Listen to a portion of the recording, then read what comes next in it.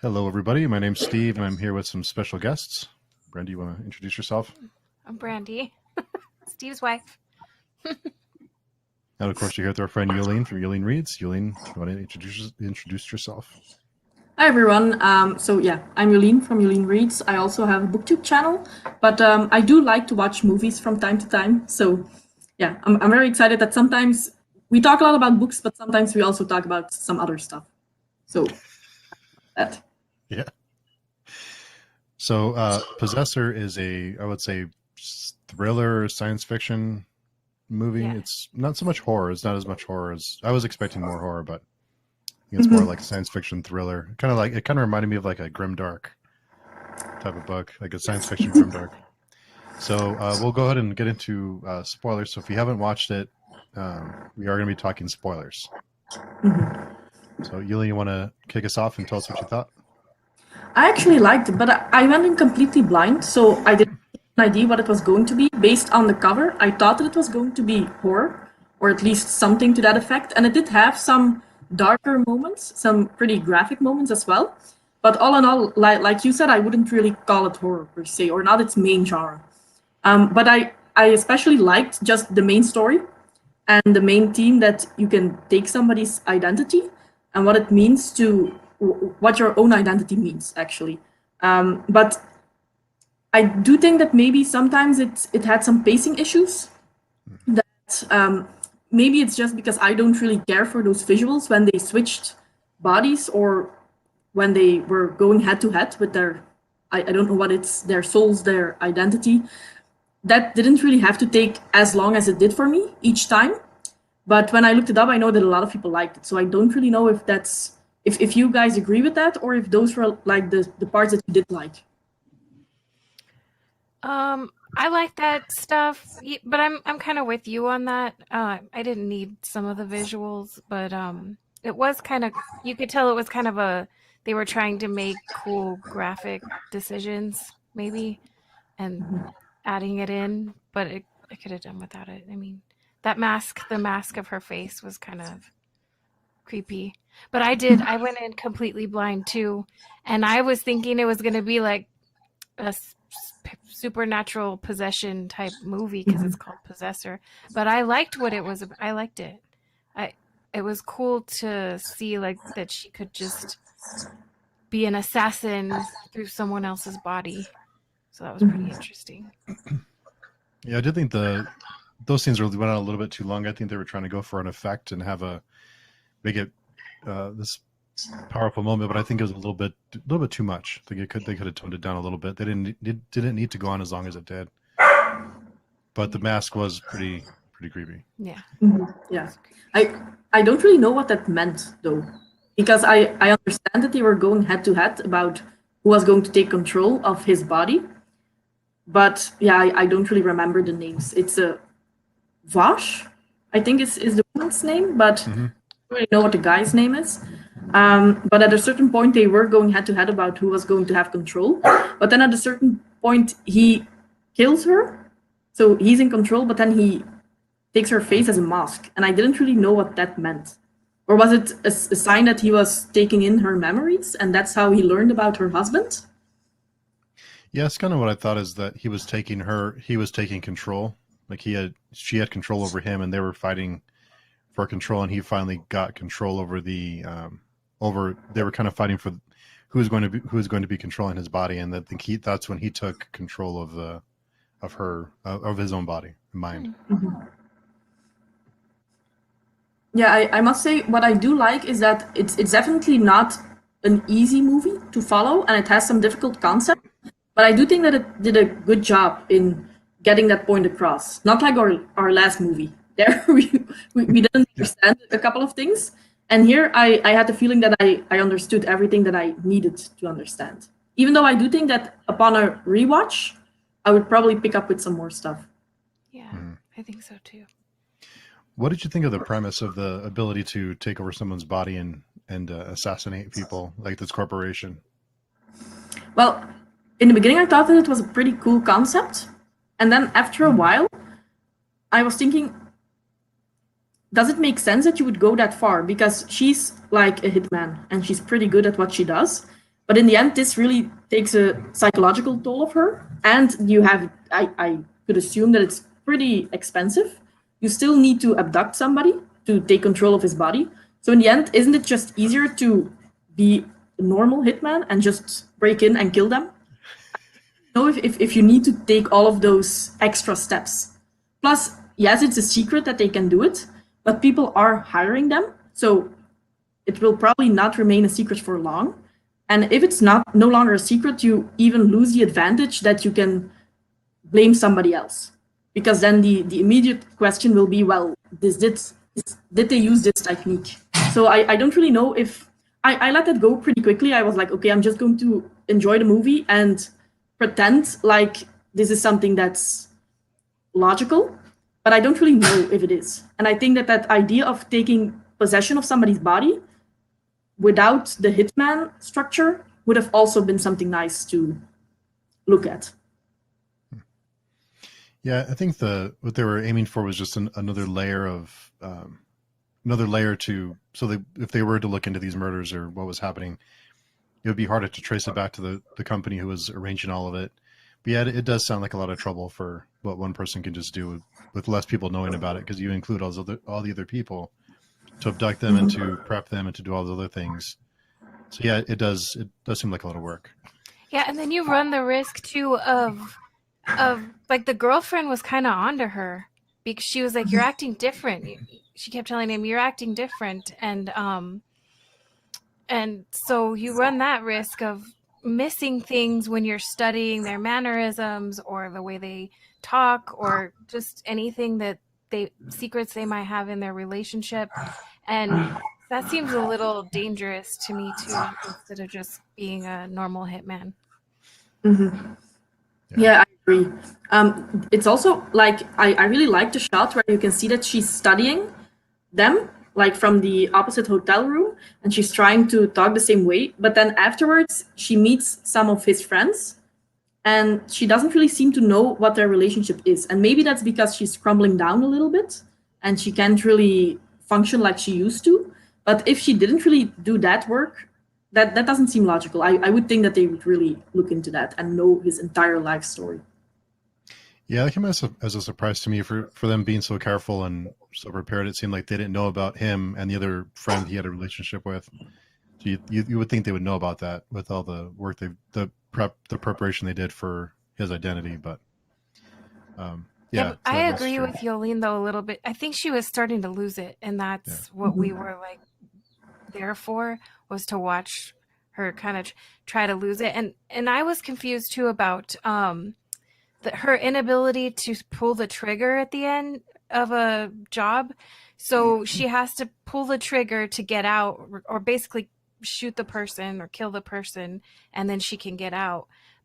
But she's not okay with doing that, yet she's okay with the cop shooting her 100 times, or just she has a hard time with that part of it. But we don't really know, has she always had is this something new? So I was a little confused there. Why is she okay with, she's still okay with them dying, but she just doesn't want to be the one to do it, even though she just, brutalized someone with a fire poker. Like, I don't know. Yeah. So that part was confusing for me. Yeah, I don't really know if that's maybe the other person that puts a brake on it, maybe, because it goes under. She asks the doctor, I suppose, that puts her under, like, put me under well enough, because sometimes I have like these intermingling signals from the other. So maybe it's that, and that, of course, even if you're not in control when you're shooting other people, I would imagine that when you then pull the trigger on yourself, even if you're not in control, that you would try to be a little bit more extra, so that's where the difficulties lay. But yeah, maybe that's something that they could have explained a little bit better. I also don't really understand. She needs to go into these talks after each job, and then during the job, she also needs to check in, but she can lie easily, like, oh yeah, everything's fine. And I would expect that they maybe tail her a little bit better. Yeah. Into her bodily functions and stuff like that, because how can she completely lose it and then say afterwards, no, everything's fine, and they just need to believe that. Yeah. Mm-hmm. Yeah, I think they gave her a lot of rope because she was their most valuable employee, I guess. So I think they gave her a little bit more, and I think her boss, the one that she was going to replace, was kind of covering for her to hope that she would make it through this last job. But yeah, I think the visuals and the colors really stuck out to me on this one. Yeah, you can see a little bit that it's not really an American production almost, or at least like not a very well-known one that's going to make the A-list, because they did make some bold decisions that really make it something different from what you normally see.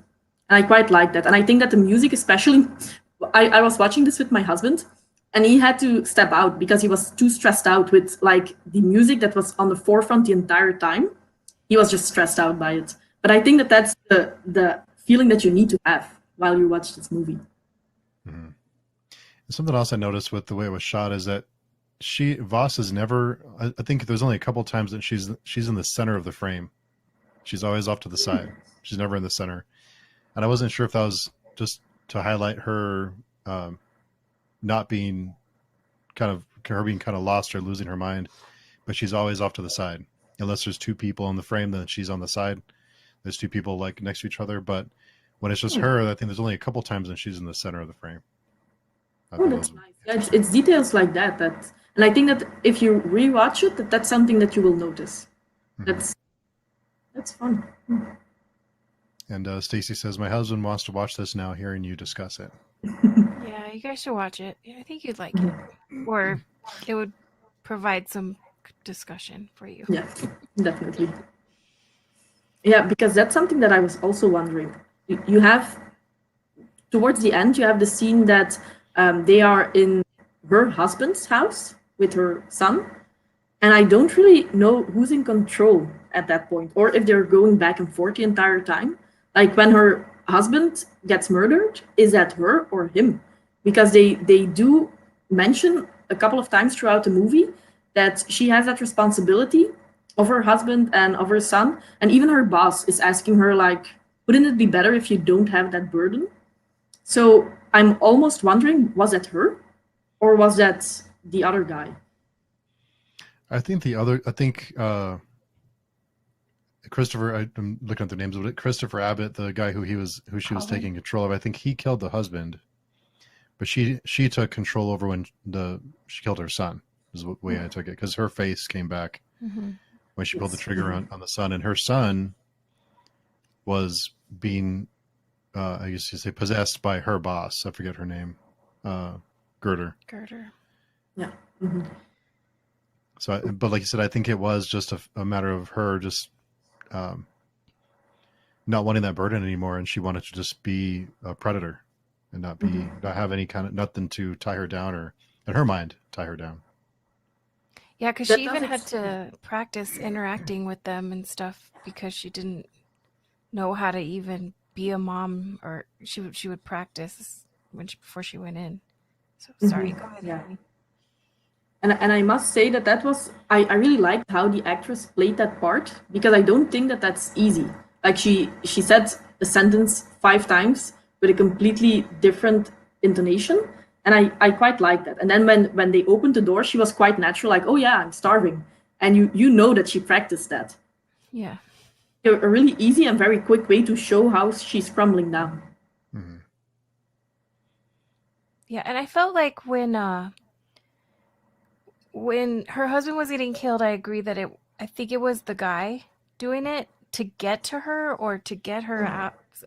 And then when it didn't work, because this was actually something that you feel like she wants to happen, and then she kind of takes over when it's the son. So you can see that she's okay with this. And then there's that whole issue of the butterfly. The butterfly, when they first showed it to her, she felt bad. And then at the end, having lessened herself of the burden of her family and gotten through all of this, whatever was going on, she didn't say that. She didn't feel bad about killing the butterfly anymore. So I kind of felt in the end that she was her transformation was complete, or they were satisfied with what kind of assassin she'd become, and she was going to go on and, without any familial burdens and kill more people. Yeah, I really liked how that ending hit.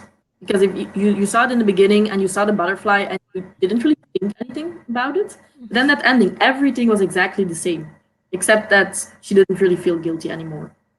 And then Gertie said, good. So Yeah. definitely very pleased. Yeah, she was like, "We're there now." Okay. Yeah, that was a good touch at the end that you kind of have to pay attention to pick up, because she didn't say she felt guilty. I think she dropped all of that when her family was dead, and she just no guilt anymore. Yeah, I must say towards the end, I was questioning if she was going to say something wrong, which would then make you question if it's her or Christopher. It's Christopher, right? But I actually like this more because that was the twist that I was expecting. Because it happens so many times when you have like people switching bodies and stuff like that something goes wrong. So I actually like that wasn't it. Everything went well, but she was just changed. Yeah. A part of me kind of wondered if she stayed in his body on purpose to have this guy help her carry out the getting rid of her family. Oh, I thought maybe she wanted that from the beginning and she used him to help her with that. Yeah, well, I must say that at the end, I was a little bit mistaken or confused as to how she could do that and kill her son. But then I thought she was actually a pretty horrible person throughout the movie. Because it's one thing to be a hitman, but it's a different thing to become somebody and be very intimate with the people that you know that you're going to kill. And they actually had a pretty good relationship, I think, the two of them. Yes, the father, like the big CEO, he was an asshole. But the daughter didn't really do anything wrong, and she was quite nice. And to be able to then just kill those two people, have the daughter think that her boyfriend completely betrayed her, and then having him be seen as the murderer, to be able to do that time and time again, you must be a very horrible person. So for her son, just to get rid of that burden, it all kind of makes sense. So maybe she did use him in the end to just get rid of everything. And that's why I was a little bit confused as to her boss possessed her son. And I thought she's going to be angry because that's like a pretty horrible move. But she didn't care. So it shows how dark she actually is. Yeah. And what did you think about the dystopian world portions of it with this company who it looks like they were spying on anyone's cameras? They were looking at there was different departments spying on what kind of drapes they have or what they had in their homes, and I'm guessing to sell them things. Yeah, it was like to see what products they were buying. That was in a video I saw, or somewhere in one of the videos we saw, like to spy on the products they're using. Yeah, I actually like that because it's not too far-fetched. It's actually something that happens when we use something like Facebook or something like that, and it doesn't go that far, but it's something that's realistic, something that could happen if things take a wrong turn. And I like that more than when it's something that, well, it's so far-fetched that we shouldn't be afraid about it. And this one, it really hit, and I really like that they had it on the background. It wasn't really a big part of the movie, but it added to the atmosphere that you felt while watching it. Yeah, I like that part of it. It did give you the creeps a little bit, and I thought, and like you mentioned about the production, I think it's not playing around when it says uncut, because there was quite a bit. Yeah, were they all did Jolien, did you watch an uncut version, or is that the only version available? Or? I watched the uncut. I don't know if that's the only thing, the only version that we have. I was actually wondering if that was just part of the title, or if you also have a cut version for some countries, I suppose. Yeah, I've only seen the uncut version available, so okay. I'm assuming that's all it is. But It is uncut. Yeah. Yeah, definitely. Yeah. And that's where I think that you see, well, you have US movies where you also have these kinds of images, but this is something that I see a lot more in Europe, where you have a lot more nudity, and it's very normal. And I think you have a lot of violence, but nudity is something that it's often fade to black, or it needs to be something that's very important to the story. While here it was just shown a lot. Yeah. It did creep me out though, the scene where she was with his girlfriend in his body, and they showed her with breasts quickly, and then it was like breasts and male genitalia at the same time. And that was creepy to me because it was like, yes, this is her in his body. And it was weird to think about. But they did a good job of freaking you out about it. Yeah, and I think that was, it's not necessary, but I do think that it added to the story, because while you're watching it, you almost forget that it's actually her in that body. So I like that they did add those stuff in between and shows you what she has to do in those last couple of days, and also the violation of that girlfriend. It's not that you're just killing her; you're really taking away those last couple of days with her boyfriend, and she's unaware of anything that's happening. Yeah. Yeah, but I do think when they're spying on the people, they could have easily just, instead of having naked men and women and you're getting spied on just to see what drapes you have, they could have easily had someone like picking their nose or doing any variety of embarrassing things that they catch us probably doing when they're spying on us from Amazon or whatever. But I don't know. That was... Yeah, I saw a recent. I think it's a mini series on Netflix, and it's I forgot the name, of course, but it's also a lot about social media. It's basically that a guy gets he gets missing, but then there's a small movie on YouTube, and he's holding a sign up, and it's very clear that he's abducted, and it's a sign that says like, "I'm a rapist. If this video gets 5 million likes, they are going to kill me." But then it's, you get to know a lot about his family and stuff like that. And there's also a scene where people just have to watch the whole day a screen, and it's like YouTube, but it's not YouTube. So they just have to watch all of these movies and see what has content that's not suitable for YouTube. So you also have a lot of nudity, but also like extreme stuff. And at one hand, I thought, is this necessary? But at the other hand, I thought, well, it does show you what a psychological constraint this has on that person. Because if you have to watch stuff like that the entire day, and I do think that even you currently have those types of jobs, right? You have to watch content from a certain site, and it does show how far it can go and what those people have to watch every day. It's the future. Yeah, and it seems that a lot of movies and series are picking up on that, because that's the fear that a lot of us have now that half of our lives is on the internet. So that gets added in certain movies. It's nice to see that. Yeah, I thought the way it was shot was really nice, but I do think there were some pacing issues with it. I think after the failed assassination of, I forget his name, of the dad, the CEO, I think it kind of slowed down a little bit too much. I think that kind of got lost a little bit there. The pacing was a little off there, but overall, I thought it was pretty good. Yeah, same. But there were definitely, like, the entire scene where he goes to that his friend, I suppose, but they had a thing going on, and then you have Eddie who comes by, and it turns out that he's actually a partner of her boss.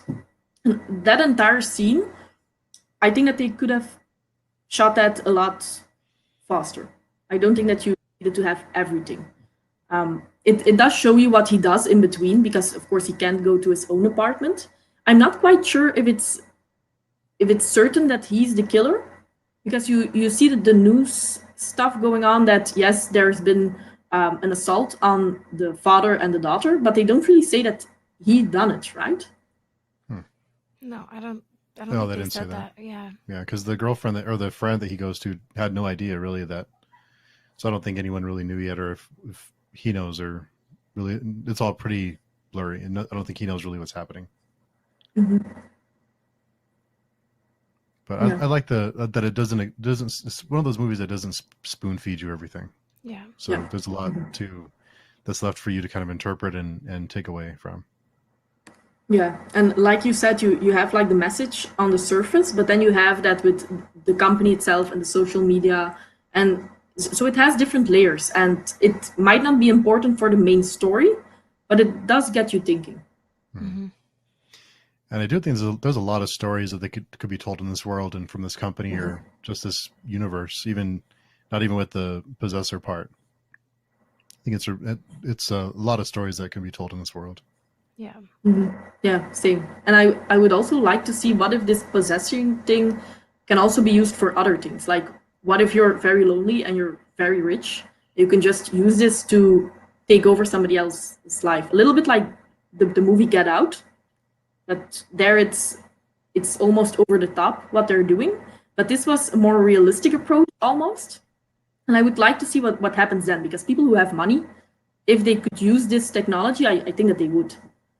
And maybe not just for killing people, but just taking certain steps in a company, signing contracts, all of those types of stuff you could also do. Yeah, there's That's a true. lot of possibilities. It's true. It's very true. So what are your thoughts on this one? What would you give it as a rating if you feel like doing a rating? I think probably 7.5 to an 8. I liked a lot of the things. I think if they had maybe more budget, because I don't think that this was a big budget film, that they could have more visuals that maybe were a little bit more appealing. But an 8 probably, because I really like the acting as well. These are actors that I've seen a couple of times, but they're definitely not A-list. It's especially the woman. I have a feeling that I've seen her somewhere, but I don't know where. But I think that her acting was very good, and then the man as well, to be honest. I was just seeing what else she was in. And they have a picture of her on IMDb too, and she looks totally different. They did an amazing job of making her look crazy and sickly and just worn. So she's, I don't know, I do recognize her from somewhere else too. But I always like Jennifer Jason Leigh as who is Gerder. She always does a good job of being somebody creepy Yeah. or weird. So I like her. What would you rate this one? Oh, do we do 10 points for movies? Do whatever you want. I would say 8. I liked it. It made me keep thinking afterwards. Yeah, I don't like to, like he said, I don't like to be spoon-fed things, and I like to be able to think about it afterwards and then go look in the internet for what everybody else thought about it. And I like that kind of movie. So I would say about 8 stars or 8. I don't know. Yeah, I think I'd give it 8 too. I like all the performances are really good. I thought it was a low budget movie or lower budget movie, but it felt big. It was only a few locations they shot in, but it still felt bigger than it was because of the way that it was shot and the way that it was put together. So then I think they did a really good job, and I really like the world, the universe they set up. So, and I do like that there's a lot that you can interpret that you don't know what's. So it leaves it's a little bit ambiguous, but not enough to be too annoying, but just in fun ways. Yeah, I think for the type of movie that it was, I liked how it ended. That you don't know everything, because they mention a little bit that she's going to have brain damage for sure. So you don't really know what's going to happen in the future. You also have the case that Christopher gets found dead in the house with her husband and her son. How are you going to explain all of that? So I like that it ended where you have some open endings, but still the overall message is clear. Yeah, and what I would have liked that they tied up is the CEO. Like, what happens with him? I would have liked to see how that gets tied up, or because It's failed. finally a movie where he doesn't die. So It's true. He survives, but he's pretty beat up. He's very disfigured. They did a good job of making him look disfigured, I thought, with his eye patch and his, like, he was scary a little bit afterwards. I really liked those chairs they were sitting in. was kind of thinking I want one. Those big white chairs. They look like they could be comfortable.